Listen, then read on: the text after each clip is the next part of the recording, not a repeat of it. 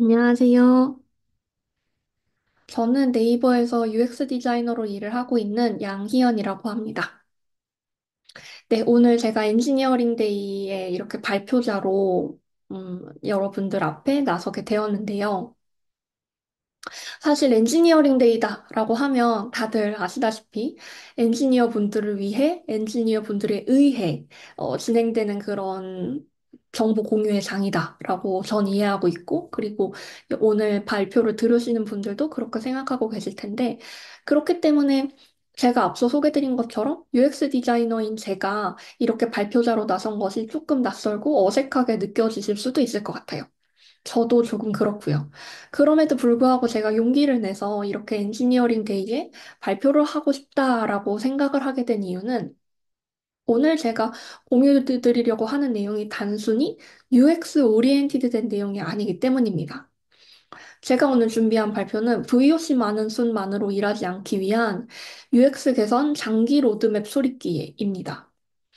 그래서 제 생각에는 엔지니어 분들 중에서도 프로젝트를 매니징하고 있거나 아니면 프로덕트의 어떤 일정을 조율하고 계신 분들, 그런 분들께 도움이 될 수 있지 않을까 하는 기대감이 있습니다.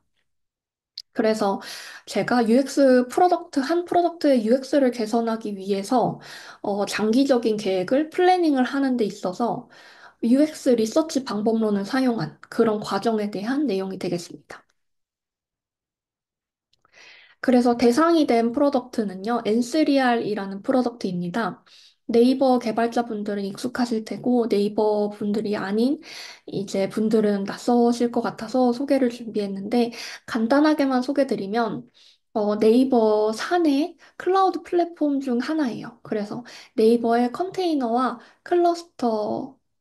클러스터와 어플리케이션 표준 환경을 제공하는 그런 프로덕트다라고 이해를 해주시면 될 것 같습니다. 그래서 제가 이제 올 초에 엔쓰리알이라는 프로덕트에 투입이 되면서 UX를 개선해 보시오라는 미션을 받았을 때 상황이 바로 이랬어요. 다들 뭔지 아시겠죠? 그 고속도로에 합류를 하는 지점인데요. 거의 막다른 길에 다가왔고 좌측에는 아주 쌩쌩 달리는 고속도로가 이미 그 운영이 되고 있습니다. 그래서 제가 프로젝트를 시작을 할 때에도 이미 프로덕트는 쌩쌩 굴러가고 있었어요. 그들의 논리에 따라서. 그래서 저는 이제 거기에 스무스하게 온보딩을 해서 UX 개선을 한다라는 미션을 잘 수행해야 하는 상황이었죠. 이런 상황에서 제가 선택할 수 있는 선택지는 두 가지였는데, 사실 이런 합류의 상황은 저뿐만 아니라 엔지니어 분들도 다들 프로젝트 하시면서 겪어보셨을 것 같고, 이때 이 두 가지 결정 중 하나를 해야 한다는 것도 익숙하게 아실 것 같아요. 첫 번째 선택지는 일단 시작하는 거죠. 일단 손에 잡히는 것부터 시작을 하고, 그리고 그 다음에 애자일하게 고쳐나가자. 문제가 되는 것부터 일단 시작을 하자. 일 테고. 두 번째는, 계획을 먼저 세워볼까요? 일 것 같아요. 이거 두 개를 짬뽕으로 하기도 하고. 근데 사실, 개인적인 공부를 하거나, 뭐, 개인적인 프로젝트를 하고 있다. 혼자서 하는 일이다. 라고 하면은, 계획을 세우는 것부터 시작을 하는 게 너무 자연스럽겠지만, 회사 일을 하다 보면 그렇지 않은 순간도 많이 경험하는 것 같아요. 물론 큼지막한 계획은 세우고 가겠지만, 장기적인 로드맵부터 일단 짜고 들어간다기보다는, 손에 잡히는 큰 문제부터 시작을 해보고, 그 다음에 그것과 함께 계획을 짜면서 달려가는 그런 형태의 업무 방식을 저는 더 많이 겪어본 것 같습니다. 그럼에도 불구하고 저는 이번 N3R 프로젝트에서는 장기적인 계획을 본격적으로 세우고, 거기에 두세 달이, 그 계획을 세우는데 두세 달의 시간이 들어도 진단을 하고 분석을 하는 게 먼저라고 생각했습니다. 이 얘기를 한 번만 다시 반복을 해보자면 이렇게 비유를 해볼 수 있을 것 같아요. 공사장에서 아파트가 막 올라가고 있는데 거기에 디자이너인 제가 투입이 된 거예요. 그 공사장에 투입이 돼서 한번 어디서부터 디자인을 개선해 볼래? 아파트 전체에 대한 디자인 리뉴얼을 기획해봐. 라고 했을 때 11층부터 합류하겠습니다. 라는 결정을 내릴 때 그 근거가 뭐가 될 수 있을까? 라고 제가 상상을 해보면 이런 것들이 있을 수 있을 것 같아요. 여태까지 가장 말이 많이 나와서 손을 많이 대어야 한다. 우리 일, IT 쪽 일로 치면은 VOC가 많은 그런 일들에 대한 얘기일 테고, 혹은 빅마우스의 지시사항이어서 빅마우스는 이제 높은 사람이 될 수도 있고 목소리가 크고 말이 많은 팀원일 수도 있고 그런 사람의 지시사항이어서 어쩔 수 없이 따를 수밖에 없다. 뭐 이런 결정일 수도 있겠고 아니면 지금까지 투입된 리소스가 가장 큰데 그럼에도 해결이 안 돼서 거기를 좀 손봐야 돼서 리소스가 큰 투입에도 불구하고 아웃풋이 잘 안 나오니까 새로운 사람이 좀 해결이 필요해서 혹은 지금까지 너무 소외돼서 새로운 사람이 들어온 김에 좀 처리를 해보자. 라는 결정일 수도 있겠고요. 데드라인이 가장 급해서일 수도 있고, 가장 영향도가 큰 층이라 11층 하나 해결되면 전 층이 영향을 좋게 받을 수 있다. 뭐 이런 상황일 수도 있겠죠. 중요한 건 이 모든 근거 중에 타당하지 않은 게 하나도 없어요. 실제 업무 상황이다라고 하면은 이 중에 어떤 근거로 그 의사결정이 났든지 간에 반박할 수 있는 여지도 없고 굉장히 타당해서 진행하는데 어려움도 없을 것입니다. 그런데 저는 그럼에도 불구하고 장기적인 계획에 시간을 좀 투입해 봐야 된다라고 생각을 했던 거죠. 왜냐면 일단 시작하면 일을 해낼 수는 있겠지만 그 일이 사용자의 니즈 중에 너무 상위층의 부분, 눈은 겉으로만 보이는 아주 간단한 원인에 의한 사용자 페인 포인트만 건들고 있는 문제면 어떡하지? 라는 우려가 있었기 때문이에요. 그런 일을 만약 처음에 시작을 하게 되면 그 이후에 업무를 반복하게 된다던가 아니면은 뒤에 업무 처리를 하다 앞에 했던 것을 다시 고치면서 진행을 한다던가 이렇게 비효율적인 일이 한 번 더 발생을 하게 될 수도 있는 거고 아주 최악의 상황은 근원적인 사용자의 니즈를 분석을 안 하고 진행을 했기 때문에 내가 이 11층에 대한 니즈를 충족시켜 나갈 때 아예 잘못된 방향성을 잡을 수도 있는 거죠. 그래서 저는 다른 접근이 필요하다고 생각을 했습니다. 다른 접근을 위해서는 이런 질문에 대한 선결이 모두 다 필요했어요. 그래서 UX 설계가 전반적으로 잘 되어 있는가? 만약에 잘못되어 있다면 그 무엇이 도대체 문제일까? 그 문제가 발견됐다면 그 문제의 원인은 뭐고 그 원인의 원인은 또 뭘까? 사용자를 잘못 파악한 걸까? 아니면 전이를 잘못 설계한 걸까? 아니면 시각화가 잘못된 걸까? 그 모든 게 잘못됐다면 그것들 중에 무엇을 가장 먼저 시작하는 게 맞을까? UX를 위해서도 그 순서가 맞을까? 아니면 팀을 위해서는 그 순서가 틀렸을까? 그렇다면 우리 팀에서는 이 UX 개선을 위해 어느 정도 리소스까지 투입이 가능할까? 그리고 이 모든 걸 해결하기 위해 어떤 아이디어가 필요하고 아이디어는 어디까지 실현이 가능할까? 등등등. 풀어야 하는 문제가 한두 개가 아닌 거죠. 그래서 이 문제들을 좀 종합적으로 접근을 해서 그 답을 얻어서 이 답을 모두 반영한 플랜을 한번 짜보고 싶다라는 것이 저의 생각이었습니다. 그래서 결론적으로 what, when, where, how, why, who 이 모든 것들에 대한 답을 얻고 싶었던 건데요. 무엇을 어떤 순서로 어디서부터 어떻게 왜 누구랑 협업해서 할 것인지에 대한 그 진행을 UX 리서치를 통해 정의를 해보자라는 것이 저의 모티베이션이었습니다. 그래서 대상 프로덕트는 N3R이고요. 방법론은 UX 리서치, 특히 이제 인덱스 인터뷰랑 어피니티 다이어그램이라는 UX 메소로지를 사용했어요. 그걸 통해서 UX 장기 개선 로드맵을, UX 개선 장기 로드맵을 세운 것이 제가 오늘 소개드릴 내용입니다. 잠깐 물 한 잔만 먹고 지금 영상을 보시는 분들은 이 흐름이 처음이시겠지만 저는 지금 이 녹화를 몇 번째 하고 있거든요. 그래서 목이 매우 타는 상황입니다. 이번에는 바로 원큐에 성공하길 바라며 한번 발표를 진행해 보도록 하겠습니다. 그래서 제가 이 장기 블루프린트 청사진을 짜는 데 있어서 일단 사용자 문제 정리를 했어요. 이 모든 계획은 결국 과제의 나열이 될 텐데, 그 과제가 사용자의 문제를 해결하는 데 직결이 되어야 UX 플래닝이 거다라고 생각을 한 거죠. 그러면 그 사용자 문제를 정확하게 정리를 한다. 그러니까 첫 번째. 두 번째는 그 사용자의 문제가 딱딱딱 나와서 N3R에 빈 구석이 여기 있네? 라는 것이 한눈에 보이면 그거를 개선할 수 있는 과제를 아이디에이션을 해서 매핑을 탁탁탁 하고 그렇게 해서 과제가 딱 정의가 되면 그 과제들을 나열해 놓고 걔네들의 우선순위를 조정해 본 뒤 그 다음에 그 과제가 해결되는데 들어가는 총 소요 시간을 계산해서 그것들을 쫙 나열을 하면 이제 플랜이 되는 그런 상태입니다. 사용자 문제 정의, 개선 과제 정의, 과제 우선순위 설정, 이 3단계로 진행이 될 예정입니다. 그러니까 처음 이제 진행한 게 사용자 문제 정의인데요. 그 사용자 문제 정의를 위해서 저는 인덱스 인터뷰라는 방법론을 선택했습니다. 이제 UX를 아시는 분들은 잘 아실 텐데, 이제 UX 인터뷰 방법이 여러 가지가 있어요.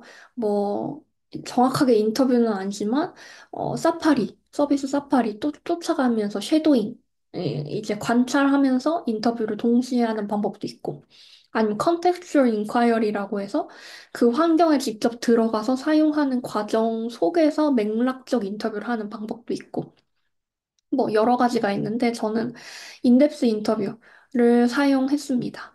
왜냐하면 그 엔쓰리알에 대해서 이미 사용자 조사가 몇 번 사전에 이루어진 상황이었는데 그때 이 설문조사와 주관식 답변으로 여러 가지 정보가 많이 수집되어 있는 상황이었어요.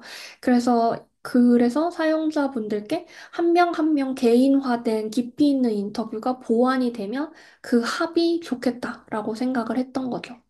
그래서 이제 인덱스 인터뷰 한 사람당 1시간 30분씩 인덱스 인터뷰를 진행을 했는데 그 인터뷰를 진행하기에 앞서 이제 아무나 인터뷰로 섭외를 하게 되면 그 결과가 편향이 될 수 있으니까 그 인터뷰 세그먼트를 정확하게 잡기 위해서 가설 수립을 먼저 했습니다. 그리고 또 그 가설 수립은 다름 아니라 이전에 사용자에 대한 고민과 사용자에 대한 조사를 바탕으로 N3R 프로젝트의 실무자들이 생각하고 있는 사용자들에 대한 가설 있잖아요. 그 가설을 종합해서, 종합 가설을 수립했고, 그것이 16가지예요. 자세한 내용은 시간 관계상 생략을 하고 가설을 이렇게 수립했다라는 내용만 공유를 드리고요. 그렇게 해서 정확하게 세그먼트를 나누고 그 세그먼트 한 집단당 이제 최소 5명이 포함이 되도록 세그먼트에 따라 사용자를 섭외를 했습니다. 그 5명을 섭외하게 된 이유는 이제 닐슨 노만 그룹의 제이콥 닐슨이라는 분. 닐슨 노만 그룹은 유명한 UX 컨설팅 펌인데요.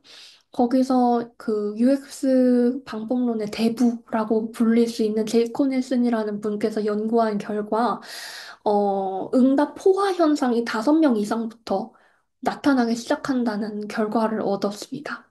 이게 무슨 내용이냐면 한 명, 두 명, 세 명, 네 명, 5명까지는 사람을 늘릴수록 다양하고 많은 정보가 수집이 되는데 그 5명을 넘어서부터는 반복적인 정보가 중복적으로 수집이 된다라는 거죠. 그렇다는 건 이제 마법의 숫자 5, 딱 5명까지 섭외를 해서 조사를 하면 충분하다라는 것입니다. 하지만 이때 아무나 5명을 하면 안 되고 정확하게 세그먼트를 나눠서 그 세그먼트당 5명을 섭외하는 것이 가장 고르게 편향되지 않고 모든 엔쓰리알 유저들을 만나볼 수 있는 그런 전략이 되는 거죠. 그래서 그 전략 하에 그렇게 유저들을 섭외를 했고, 그 섭외를 해서 인터뷰를 1시간 30분씩 26명을 진행을 했어요. 그래서 그 진행을 한 결과들을 이제 어떻게 정리를 할 수 있을까 하면 이제 여기서도 UX 방법론을 사용을 한 거죠. 사실 이 UX 방법론을 사용하지 않으면 보통 인터뷰 내용은 인터뷰 한 사람의 감상, 어떤 느낀 점으로 정리될 확률이 굉장히 높아요. 객관성을 잃은 채 내가 듣기에 느끼기에 이랬다. 라는 내용이 일단 주관적 필터가 한번 끼게 되는 거죠.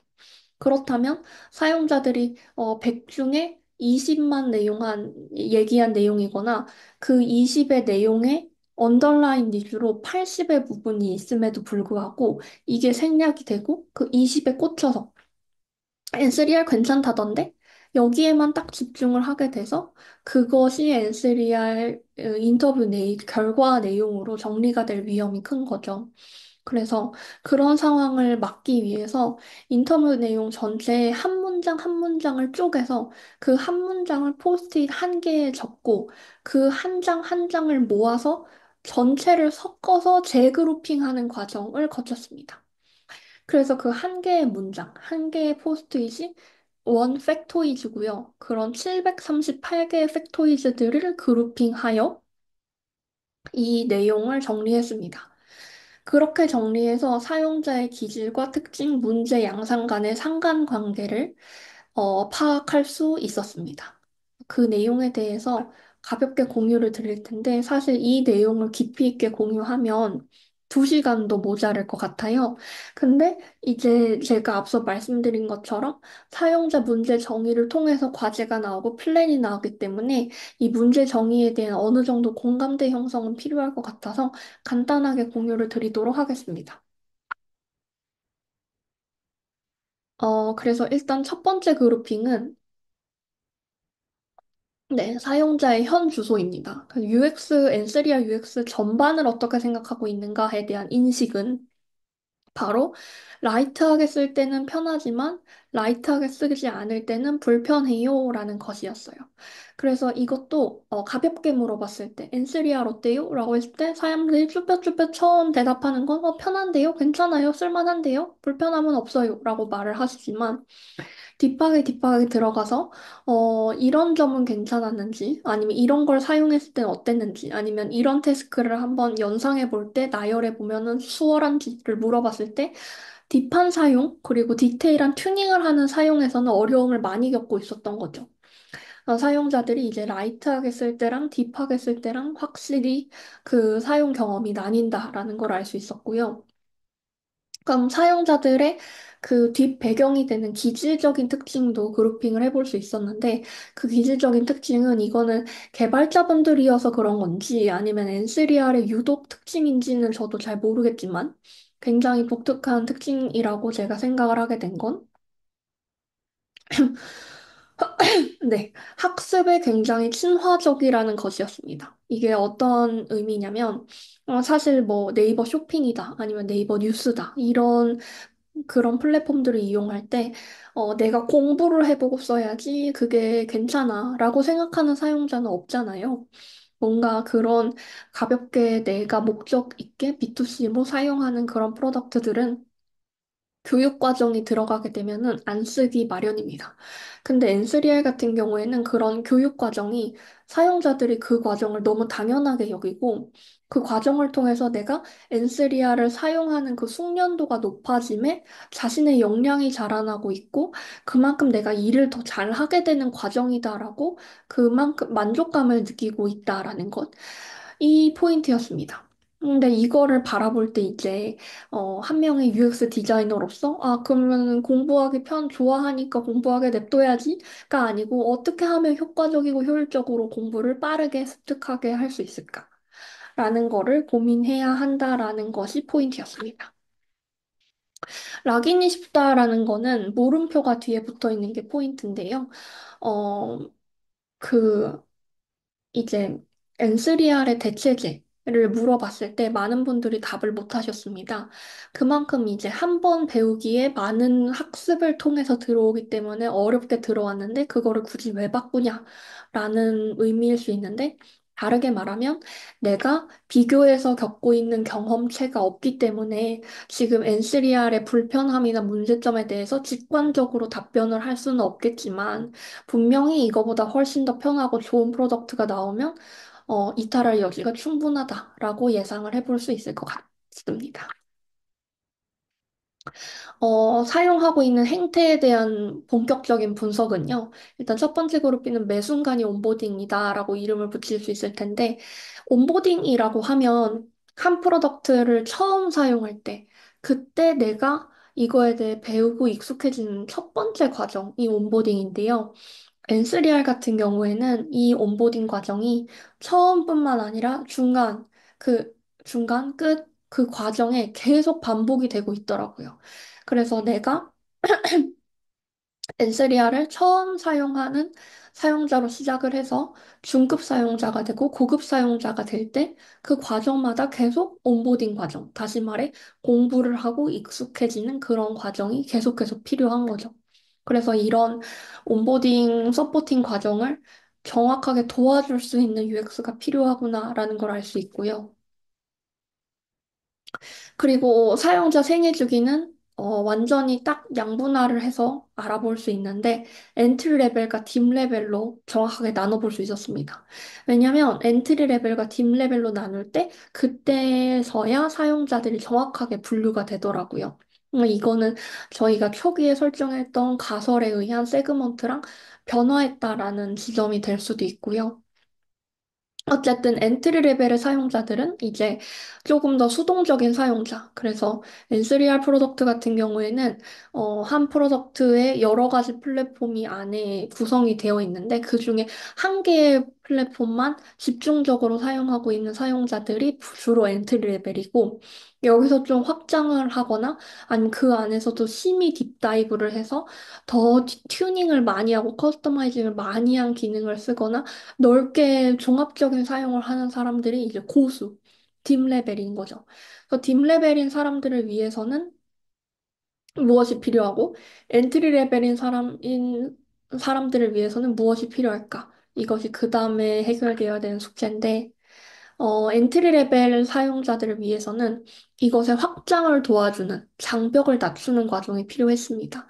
그래서 이분들께 그 니즈와 페인 포인트를 분석해보면 어렵다 이전에 몰랐다가 포인트예요. 그래서 보통 사용자들이 새로운 기능으로 넘어갈 때 어려워서 못하거든요. 근데 엔스리아는 그 앞에 장벽이 허들이 하나가 더 있으니 그런 기능이 있는 줄도 몰랐다인 거죠. 그래서 그런 지각, 이런 새로운 기능이 있다라는 걸 인지, 이런 것들을 도와주는 첫 번째 단계와 인지한 다음에 그 어려움을 빨리 뛰어넘을 수 있는 두 번째 허들. 이 두 가지 해결이 모두 필요하다는 것이 중요했고요. 그것이 엔트리 레벨 사용자들한테 필요한 거였고, 딥레벨 사용자들한테는 이제 이런 러닝 커브를 다 허들을 뛰어넘은 사람들이니까 그만큼 자신에게 꼭 맞는 어떤 그런 어드바이스들, 그런 튜닝에 대한 서포팅들, 이런 것들이 필요한 상황이 있습니다. 그래서 완성도가 아쉬운 UX UI는 이제 표면적으로 드러난 UX UI 페인 포인트예요. 그래서 이런 것들은 제가 조금 더 자세히 설명을 드리자면 이제 빙산이 이렇게 있으면 이거 UX에서 많이 사용하는 설명 중에 하나인데요. 빙산이 이렇게 있으면 바다 수면 위에 드러나는 빙산은 아주 조금이어서 이거를 빙산의 일각이라고 부르잖아요. 그리고 그 밑에 정말 커다란 빙산의 본체가 있고, 근데 이 위에 드러나는 것이 바로 사용자들한테 직접적으로 드러나는 그런 아웃라인 니즈고 이 안에 있는 것을 unmet needs라고 underlined needs라고 부릅니다. 그래서 이제 이 위에 직접적으로 직관적으로 드러나는 부분은 사용자들이 쉽게 느낄 수 있어서 뭐가 불편해요? 라고 물어봤을 때 즉각적으로 나오는 답변들에 대한 내용입니다. 그래서 이 버튼이 잘 안 보였고, 이 기능을 사용하는데 어려움이 있었고, 아니면 이 리스트에서 필터가 필요했다, 아니면 검색창이 없다, 뭐 이런 직접적인 내용들 있잖아요. 이게 바로 이 위에 바로 드러나는 것들이고, 그게 왜 필요한데? 그 기능이 왜 불편했는데? 그 불편했다면 어떤 부분이 특히 불편했는데? 라고 해서 Y에 Y를 거듭해서 근원적으로 밝혀져 있는 뿌리. 이게 이 underlined needs입니다. 그 사용자들조차 자기 스스로 느끼지 못하고 있던 그런 니즈인 거죠. 그래서 이 밑에 있는 거를 파악하는 것들이 지금까지 앞에 제가 소개드렸던 그룹핑이고, 지금 이 완성도가 아쉬운 UX UI 파트는 완전 위에 나와 있는 그런 표면적인 니즈인 거죠. 그리고 조금만 더 설명을 하자면 만약에 제가 앞서 말씀드렸던 것처럼 계획 없이 10일쯤부터 합류한다, 일단 시작한다라는 판단을 했다면 여기서 이제 건들 수 있는 건 사실 앞서 말씀드린 그런 빙산의 일각 부분, 겉으로 드러난 UX 파트 부분, 여기만 건들 수밖에는 없습니다. 그것을 해결하기 위한 플래닝 과정이고요. 아무튼 그래서 다시 돌아와서 사용자들이 그럼 진짜 해결하고 싶은 건 뭔데? 라고 질문을 반복해 봤을 때 진짜 해소하고 싶은 이 underlying needs는 어, 불안감이었어요. 이거는 이제 엔쓰리알 팀 내부에서도 많은 토론이 있었던 그런 주제인데 이 불안감을 왜 느낄까? 이거입니다. 근데 일단 여기서 공유드릴 내용은 사용자들이 불안감을 느끼면서 쓰고 있다라는 거죠. 그래서 그렇기 때문에 나타나는 행태는 디폴트 값을 한번 바꿀 때마다 테스트를 돌려본다던가 이게 너무 불안하니까 이 디폴트 값을 바꿨을 때 어떤 현상이 나오는지 여러 번 확인하는 거 아니면 이제 한 번 디플로이 버튼을 누르거나 그런 컨펌 버튼을 누를 때마다 여러 번 반복해서 누른다는 거 이게 되라 이런 식인 거죠. 그래서 그런 행태들을 보았을 때 이분들이 불안감을 느끼고 있고 어떤 그런 인풋 박스의 변화, 입력값의 변화를 한 번 줄 때마다 얼마나 많이 신경을 쓰고 안정성을 최우선 하는지에 대해 초점이 맞춰져 있다는 거, UX에서도 꼭 잡고 가야 하는 포인트였습니다. 안전하게 쓰고 싶다도 같은 맥락이고요. 네, 이렇게 해서 이 N3R의 사용자들에 대한 문제점의 그룹핑을 제가 소개를 드렸는데, 이걸 쫙 들으셨을 때 어떠세요? 뭔가, 알겠네 하고 따라올 수는 있겠지만, 이게 한눈에 머릿속에 쫙 지도처럼 정리가 된다던가, 그러면 UX가 이렇게 나오면 좋겠다. 라고 한 번에 알기는 어렵죠, 사실. 이거를 듣자마자, 그럼 UX 이렇게 접근하자. 라는 답이 바로 나오면, 그거는 거의 천재 지니어스가 아닐까 생각을 합니다. 저는 천재가 아니어서, 이제 그 다음 단계가 필요했던 거죠. 그래서, 이제 저는 이 정의된 문제들을 한눈에 배열을 해서 어느 부분이 빈 구석이구나를 파악하는 과정이 필요하다고 생각을 했습니다. 그래서 제가 가져오게 된 게 AARRR 프레임워크예요. AARRR 프레임워크라 하면 마케팅에서 많이 쓰는 프레임워크로 저는 알고 있는데 한 사용자가 어떤 서비스나 플랫폼을 이용하는 데 있어서 겪는 라이프 사이클이에요. 그래서 마케팅에서 이걸 사용하는 이유는 사용자들의 이 라이프 사이클별로 어디서 특히 불편함을 느끼는가를 캐치해서 그거를 해결하면 사용자가 진입에서 끝나지 않고 이 추천 단계까지 쭉 와서 장기적인 로열티가 있는 사용자가 될 수 있겠구나. 라고 기대하도록 해결하는 포인트를 잡아내기 위함이에요. 그래서 만약에 특히 사람들이 리텐션에서 이탈을 많이 한다. 특히 사람이 활성화 단계에서 사람들이 불편함을 느낀다. 여기서 많이 나가더라 하면은 이거를 이끌고 이끌어내는 거죠. 그래서 이게 커널 깔때기인데 사용자들이 진입해서부터 레퍼럴까지 가기까지 이렇게 줄어드는 건 당연한데 얘를 거의 직사각형으로 만들어내는 일이 우리가 할 일이다. 라고 접근하는 프레임워크예요. 너무 좋지 않나요? 어떤 문제점이 있을 때 내가 어디를 건들면 되겠구나를 한 번에 볼 수 있도록 구조화 시켜주는 그런 프레임워크인 거죠.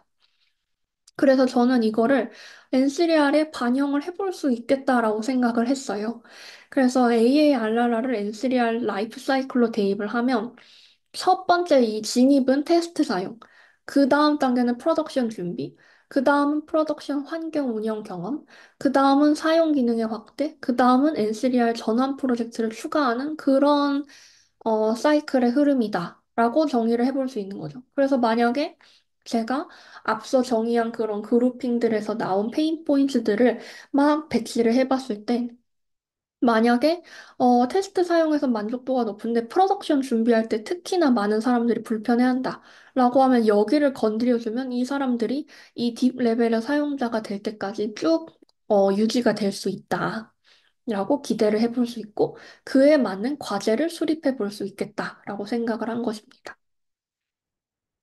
그래서 그 프레임워크에 따라서, 라이프 사이클에 따라서 이제 그 단계를 정의를 하고 그 정의에 따라 사람들이 어떤 사용 행태를 보이는가 온보딩의 형태로 한번 구분을 해본 거예요.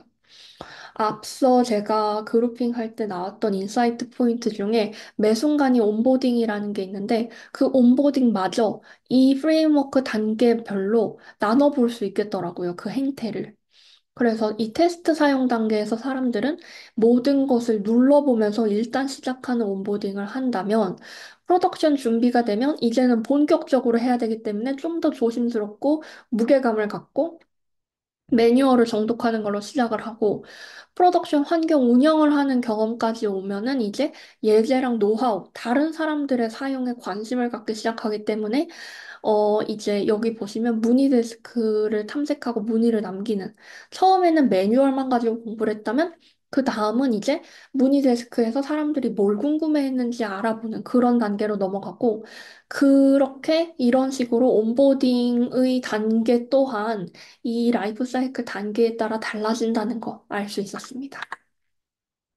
그렇다면 어디서 사람들이 많이 불편해할까를 알아보기 위해 감정 곡선을 그려봤더니 이 프로덕션 준비랑 사용 기능 확대를 할 때 두 번 하락을 뚝뚝 하더라고요. 그래서 프로덕션 준비를 할 때는 뭐야, 처음에 내가 막 눌러볼 때는 몰랐는데 생각보다 어려운 게 많은데? 라는 느낌이고 사용 기능을 확대할 때는 아, 나 다른 기능도 좀 써보고 싶은데 아예 모르겠어. 뭐가 있는지도 모르겠고 새로운 거 배우는 거 시간도 많이 걸리고 어려워. 라는 그런 두 번째 하락 지점을 겪는 거죠. 그래서 만약에 제가 이렇게 이 라이프 사이클 프레임워크에 따라 분석을 해보지 않았다면 앞서 제가 말씀드린 것처럼 인터뷰를 통해서 얻을 수 있는 그 느낌은 아마 딱 이 테스트 사용 단계의 느낌만 얻을 수 있었을 거예요. 왜냐면 사용자들이 쉽게 얘기하는 것도 엔쓰리알 처음 쓸 때 쉬웠어요. 괜찮았어요. 편했어요. 라고 말을 했고 그것이 꽤나 반가운 소식이기 때문에 그리고 이 다음 단계에 대해서 깊이 있게 질문하지 않으면 얻어낼 수 없는 문제이기도 하고, 인터뷰 내용 결과를 깊이 있게 이렇게 나열해보지 않으면 캐치할 수 없는 내용이기도 하기 때문에 아마 N3R 쓸만하대요. 우리 지금 UX 기조 유지하면 될 것 같습니다. 그걸 기조를 유지하는 상태로 급한 일부터 처리하시죠라고 계획을 세울 수도 있을 것 같아요. 그런 위험을 막기 위해 제가 이 긴 과정을 거쳤다라는 것을 설명드리고 싶었습니다. 그렇게 해서 그 감정 곡선에 따라 이 페인 포인트들을 나열해 보면 이런 식으로 나오고요. 그래서 그 각각 단계에 있는 페인 포인트들을 해결하는 과제를 만들면 이게 우리가 수행해야 되는 해결 과제가 되겠죠. 그래서 프로덕션 준비를 해결하기 위해는 이런 것들이 필요하고, 사용 기능 확대 단계를 해결하기 위해서는 이런 기능이 필요하고, 이 위에 상위에 있는 다섯 가지 과제들은 이 모든 단계를 아우를 수 있는 과제다라는 것을 이 표에서 확인할 수 있습니다. 그렇게 해서 과제 정의 단계까지 끝났어요. 그러면 이제 과제를 나열을 해야 되는데요. 이 과제를 정의해 놓고 그냥 들여다본 다음에 일단 느낌상 쉬워 보이는 것부터 시작하면 이거부터 할까? 이런 식으로 시작을 하면 제가 지금까지 과제 도출까지 한 보람이 전혀 없죠. 그렇기 때문에 저는 이 과제를 나열하고 순서를 정하는 것 또한 구조적으로 접근을 해보고 싶었습니다. 그래서 이제 두 번째 프레임워크가 등장하는데요. 이거는 닐슨 노먼 그룹에서 제안하는 프레임워크입니다. 그래서 한 프로덕트, 한 서비스의 UX를 개선을 할 때 이렇게 3단계로 나눠서 접근을 해볼 수 있다라는 거예요. 그래서 적은 투자로 적은 임팩트를 얻을 수 있는 리파인 단계가 있고 큰 투자로 큰 포지티브 임팩트를 얻을 수 있는 리빌드가 있고 그 나머지 단계에 리모델이 있습니다. 그래서 리빌드 단계의 정의부터 보면은 unmet user needs를 해결하는 거예요. 앞서 말씀드린 그 빙산 중에서 이 밑에 뚱뚱한 부분을 건드는 그래서 그 뚱뚱한 부분을 건들기 때문에 그에 파생되고 영향을 받는 UI 단의 화면은 훨씬 더 많겠죠. 이거는 단순 컴포넌트 단이 아니라 아마 모든 전이와 모든 화면에 고루 영향을 미치는 게 될 수도 있고 아예 막 화면 구조 자체를 틀어 바꾸는 게 될 수도 있고 서비스 구조 아키텍처 자체를 건드는 내용이 될 수도 있어요. 그렇기 때문에 큰 투자가 필요하지만 큰 변화를 이끌 수 있는 게 바로 리빌드인 거죠. 그렇다면 리모델은 뭔가 그거보다 한 단계 아래예요. 그래서 existing journey, 지금 존재하고 있는 journey에 좀 중요한 변화를 일으키는. 그래서 이제 전이가 변화한다라고 하면은 한 프로덕트 안에 여러 가지 전이가 있을 수 있는데 그 중에 시그니피컨트한 거를 건들기 시작하는 거죠. 그래서 그 전이 또한 속해에서 포함되어 있는 화면들은 많기 때문에 이 리파인보다는 영향도가 크겠지만 니즈부터 흔들면 여러 가지 전이를 다 건들게 될 거거든요. 그만큼 큰 변화는 아니다라고 볼 수 있고요. refine은 이제 smoothing out the rough edge예요. 그래서 좀 거친 엣지를 쳐낸다 정도? 그래서 좀 가벼운 인베스트먼트, 빠른 인베스트먼트로 빨리빨리 변화를 이끌어낼 수 있는 기회를 엿보는 그런 단계입니다. 그래서 이제 하자면 제 생각에는 refine에서 rebuild 순으로 진행을 하는 게 좋겠다라고 판단을 한 거고요. 이렇게 되면 사실 리파인 단계가 바로 제가 앞서 말씀드린 그런 이 빙산의 일각에 해당하는 눈에 띄는 니즈들에 대한 해결이 될 수도 있고 그리고 그게 이제 어떻게 생각하면 이 계획을 짜기 전으로 돌아가서 일단 시작해 볼까요로 접근을 했을 때 이 리파인 단계를 건들게 됐을 수도 있어요. 그렇다면 사실 결과적으로 시작은 비슷하죠. 시작은 똑같이 리파인에 있는 일을 하는 거예요. 근데 이제 차이가 뭐냐라고 하면 리파인에 있는 일을 할 때 끊임없이 리빌드에서 파악할 수 있는 unmet needs를 분석하면서 접근을 하기 때문에 이제 잘못된 UX 접근을 하지 않을 수 있다라는 거. 그리고 그 다음에 어떤 리모델과 어떤 리빌드가 일어날지 알기 때문에 반복적인 일을 막을 수 있고 사전에 미리 처리되어야 하는 일들을 먼저 발라낼 수 있다는 거. 이런 장점이 있을 수 있을 것 같습니다. 그래서 그런 것들을 고려해서 앞서 정의 내렸던 이 과제들을 리파인과 리모델과 리빌드에 배치를 한 뒤 그 순서를 쭉 매겨놓은 게 1단계부터 13단계까지의 과제 진행이고요. 이것들을 이제 투입될 수 있는 리소스와 그 일정, 그 팀의 일정 등을 조율해서 전체 일정을 짰고 그 과정은 너무 길어서 생략해서 결과만 말씀을 드리면 2024년부터 27년까지의 계획을 수립했다라고 볼 수 있을 것 같습니다. 네, 이렇게 장기 로드맵이 나왔다이고요. 지금 이제 1단계부터 쭉 진행을 해서 4단계까지 온 상태입니다. 네, 그리고 이제 마지막으로 제가 정리를 한 게 이제 UX 10계명이에요. 이거는 이전에 UX 리서치를 한 과정이 이 3년이나 긴 시간 동안 흔들림 없이 반영되게 하기 위해서 어떤 골조를 세워놨다라고 이해를 해주시면 될 것 같은데요. 이 장기 로드맵이 잘 운영되게 만드는 밑거름을 만든 것입니다. 그래서 이거를 사실 이런 10계명, UX 10계명, UX 철학 이런 것들이 저는 굉장히 중요하다고 생각을 해요. 그 어떤 UX 전략도 결국에는 여기에 수렴을 해야만 이 프로덕트가 통일성을 가진 철학을 갖고 앞으로 진행될 수 있기 때문이라고 생각을 하는데요. 사람도 살아가는데 철학이 있어야 그 한 방향으로 올곧게 살아갈 수 있잖아요. 프로덕트도 마찬가지라고 생각을 합니다. 그래서 그 구글에 아니면 혹은 네이버에 이제